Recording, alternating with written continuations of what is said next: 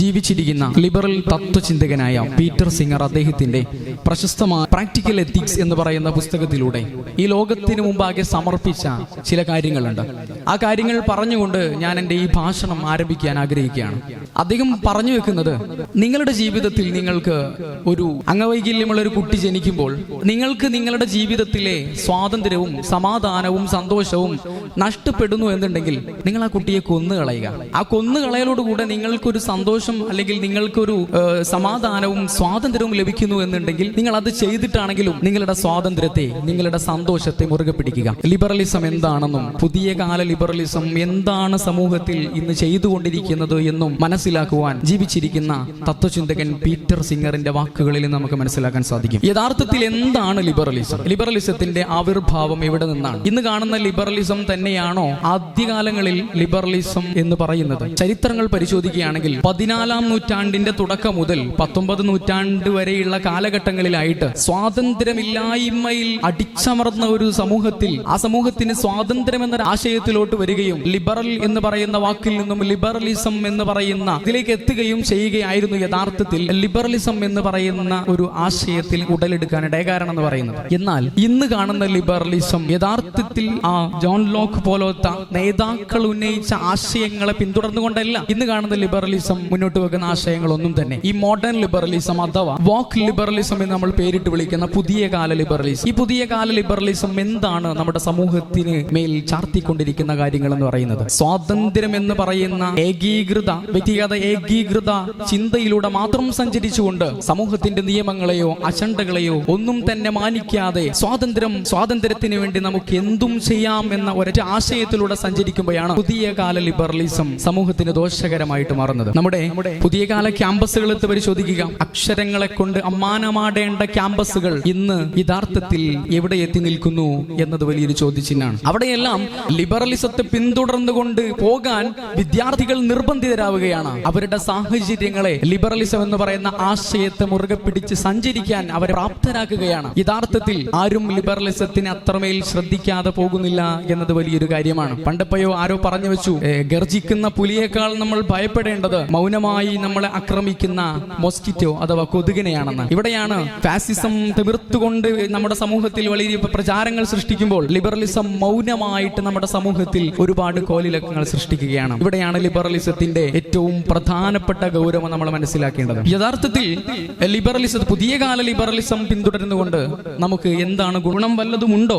യഥാർത്ഥത്തിൽ ഒരു അച്ഛനായി ജീവിക്കുമ്പോൾ, ഒരു അമ്മയായി ജീവിക്കുമ്പോൾ, ഒരു മകനായി ജീവിക്കുമ്പോൾ, ഒരു മകളായി ഭാര്യയായി ജീവിക്കുമ്പോഴല്ലേ യഥാർത്ഥത്തിൽ സമൂഹം എന്ന് പറയുന്ന ഒരാശയത്തിലേക്ക് എത്തുന്നത്. അല്ലാതെ സ്വാതന്ത്ര്യത്തോടുകൂടെ എനിക്ക് മകനാകാൻ അർഹതയുണ്ട്, എനിക്ക് ഈ സമയത്ത് ഒരു കുട്ടിയാകാൻ അർഹതയുണ്ട്. നമ്മൾ കുറച്ചു കാലങ്ങൾക്ക് മുമ്പായിട്ട് ഒരു സ്ത്രീ, മക്കളുള്ള ഒരു സ്ത്രീ, അമ്മയായ ഒരു സ്ത്രീ തനിക്ക് 6 വയസ്സായ ഒരു കുട്ടിയായാൽ കൊള്ളാം എന്ന് ചിന്തിക്കുമ്പോൾ ആ കുട്ടിയാകുന്ന ഒരു സാഹചര്യത്തിലോട്ട് വരികയും അവിടത്തേക്കുള്ള മക്കളൊക്കെ എന്ത് ചെയ്യണം എന്ന് പോകുന്ന ഒരു അവസ്ഥയിലോട്ടെല്ലാം വരുന്ന ഒരു സാഹചര്യം നമ്മൾ കാണുകയുണ്ടായി. ഇവിടെയാണ് ചില കണക്കുകൾ നമ്മൾ പരിശോധിക്കേണ്ടത്. LGBTQ+ പോലത്തെ സംഘടനകൾ നമ്മുടെ കേരളത്തിൽ ഉടനീളം വർദ്ധിച്ചുകൊണ്ടിരിക്കുമ്പോൾ ഇത്തരത്തിലുള്ള ലൈംഗിക സ്വാതന്ത്ര്യത്തിന് അനുമതി ലഭിച്ചാൽ, അതിന് പിന്നാലെ സഞ്ചരിച്ചാൽ നമുക്ക് സ്വാതന്ത്ര്യരായി എന്ന് വിശ്വസിക്കുന്ന കേരളത്തിലെ ലിബറൽ ചിന്താകാരന്മാർ ശ്രദ്ധിക്കേണ്ട ചില കാര്യങ്ങളുണ്ട്. പാശ്ചാത്യ രാജ്യങ്ങളിൽ ലിബറലിസത്തെ പൂർണ്ണമായും സപ്പോർട്ട് ചെയ്തുകൊണ്ട്, പിന്തുണച്ചുകൊണ്ട്, അവർക്ക് വേണ്ട ഫ്രീഡങ്ങൾ നൽകിക്കൊണ്ട് ലിബറലിസത്തെ അംഗീകരിച്ച പാശ്ചാത്യ രാജ്യങ്ങളിലെ കണക്കുകൾ നമ്മെ പഠിപ്പിക്കുന്ന ചില കണക്കുകളുണ്ട്. ആ കണക്കുകൾ ഞാൻ ഇവിടെ അവതരിപ്പിക്കാൻ ആഗ്രഹിക്കുകയാണ്. അവര് സ്വതന്ത്രമായി തന്നെ ലൈംഗിക ബന്ധത്തിൽ ഏർപ്പെടുകയും അതിലുണ്ടായിരിക്കുന്ന മക്കളെ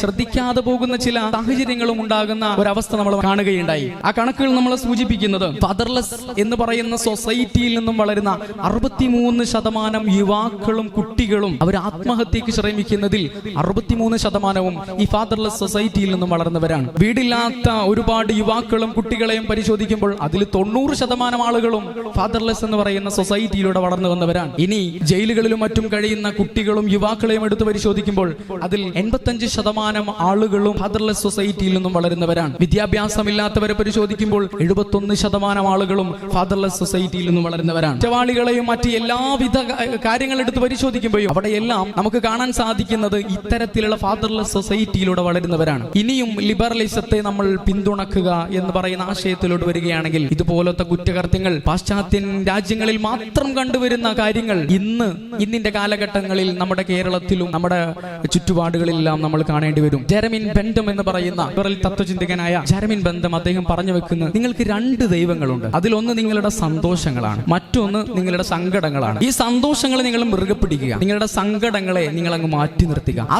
സങ്കടങ്ങളെ മാറ്റി നിർത്താൻ നിങ്ങളുടെ ജീവിതത്തിൽ നിങ്ങൾക്ക് എന്ത് ചെയ്യാൻ സാധിക്കുമോ അതൊക്കെ നിങ്ങൾക്ക് ചെയ്യാം എന്ന് പറയുന്ന ഒരു ആശയത്തിലോട്ട് ജെറമിൻ ബെന്തം വരികയാണ്. ഇത്തരത്തിലുള്ള ആശയങ്ങളെ എതിർത്തുകൊണ്ട് രാഷ്ട്രീയ നേതാക്കന്മാരും സാമ്പത്തിക ഉന്നതിയിലിരിക്കുന്ന ആളുകളൊക്കെ ചിന്തിച്ചു തുടങ്ങിയിട്ടുണ്ട്. ഡൊണാൾഡ് ട്രംപ് പോലത്തെ ആളുകൾ ലിബറലിസത്തിനെതിരെ ഒരുപാടധികം തുറന്നടിച്ച് സംസാരിക്കുന്നവരാണ്. എലോൺ മസ്ക് കുറച്ച് ദിവസങ്ങൾക്ക് മുമ്പായി പറഞ്ഞു വെച്ച ഒരു കാര്യമുണ്ട്, ശ്രദ്ധിക്കേണ്ട ഒരു കാര്യമാണ്. ഈ ലിബറലിസം ചെയ്തുകൊണ്ടിരിക്കുന്നത് നമ്മളിലെ ഒരാളെയല്ല കൊന്നുകൊണ്ടിരിക്കുന്നത്, നമ്മിലെ 2 പേരെയല്ല കൊന്നുകൊണ്ടിരിക്കുന്നത്, മറിച്ച് ഒരു സമൂഹത്തെയാണ് കൊന്നുകൊണ്ടിരിക്കുന്നത്. ലിബറലിസം നേരത്തെ ഞാൻ സൂചിപ്പിച്ചതുപോലെ ഒരു കൊതുക് എന്താണോ ചെയ്യുന്നത്, മൗനമായിട്ട് സമൂഹത്തിലെ ഇടയിലോട്ട് വന്നിട്ട് മൗനമായി ആ സമൂഹത്തെ ഒന്നടങ്കം കൊന്നുകളയുന്ന ഒരു ശക്തിയാകാൻ ലിബറലിസത്തിന് സാധിക്കും. ഇനി പ്രതിരോധം എന്നുള്ള ഒരർത്ഥത്തിലോട്ട് വരാൻ നമ്മൾ എന്താണ് ചെയ്യേണ്ടത്? ഞാൻ നേരത്തെ സൂചിപ്പിച്ചു, നമ്മുടെ മനുഷ്യനൊരു വ്യവസ്ഥയുണ്ട്, നിയമങ്ങളുണ്ട്, അജണ്ടകളുണ്ട്, കൃത്യമായ നിയമങ്ങളുണ്ട്. ഈ നിയമങ്ങൾ പാലിക്കുമ്പോൾ, ഈ നിയമങ്ങൾ പാലിച്ചുകൊണ്ട് ജീവിക്കുമ്പോൾ മാത്രമേ ഒരു കൃത്യമായ ഒരു സമൂഹം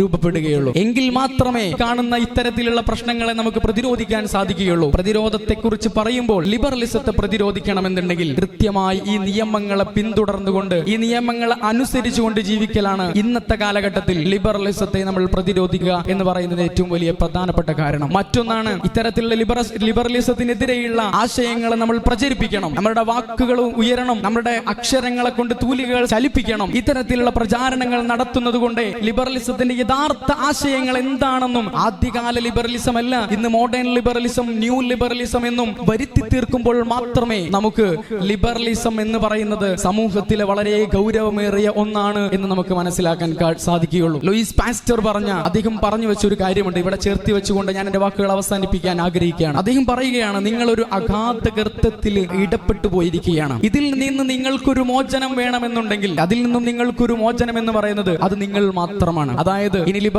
ലിബറലിസം പോലത്തെ അഗാധ ഗർത്തങ്ങളിൽ നിന്ന് നമുക്ക് മോചനം വേണമെന്നുണ്ടെങ്കിൽ നമ്മളുടെ സ്വമനസ്സോടുകൂടെ നമ്മൾ തന്നെ ചോദിച്ചുകൊണ്ട്, നമ്മൾ തന്നെ പ്രതിരോധങ്ങൾ രേഖപ്പെടുത്തിക്കൊണ്ട് സഞ്ചരിക്കാൻ ശ്രമിക്കുമ്പോൾ മാത്രമേ ഇതിന്റെ ഏറ്റവും പ്രധാനപ്പെട്ട രീതിശാസ്ത്രം, പ്രതിരോധത്തിന്റെ രീതിശാസ്ത്രം ഇത് മാത്രമാണെന്ന് ഓർമ്മപ്പെടുത്തിക്കൊണ്ട് ഞാൻ എന്റെ വാക്കുകൾ അവസാനിപ്പിക്കുന്നു. ആഖിറു ദഅവാനാ അൽഹംദുലില്ലാഹി റബ്ബിൽ ആലമീൻ.